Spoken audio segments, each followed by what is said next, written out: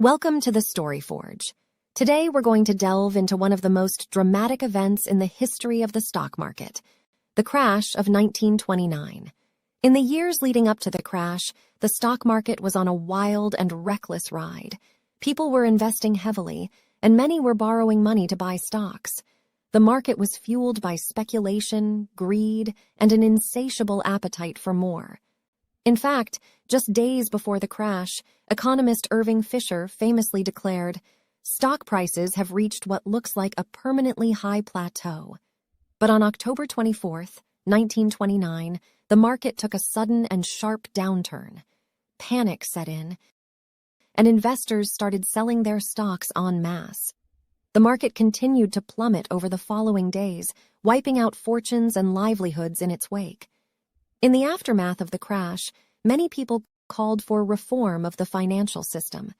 As future U.S. President Franklin D. Roosevelt said in a campaign speech in 1932, "I am one of those who believe that the fundamental remedy for the Depression is to be found in the reform of our financial system."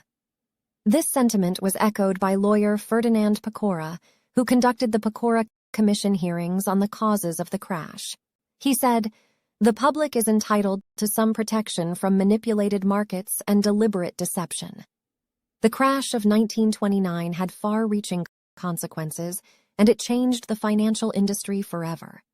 As historian and writer James Truslow Adams noted in his book, The Epic of America, the speculative mania of the past few years has been so intense that it has left its impress on the whole economic structure of the country.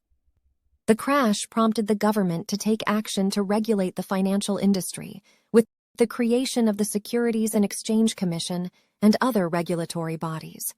In conclusion, the crash of 1929 was a dramatic and catastrophic event that changed the financial industry and the country forever. We can learn valuable lessons from the events leading up to the crash and the aftermath that followed.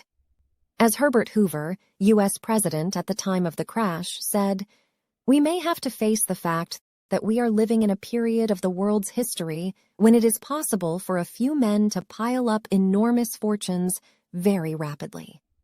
By understanding what happened and why, we can work towards creating a more fair and just financial system for all." Thanks for watching, and we'll see you next time.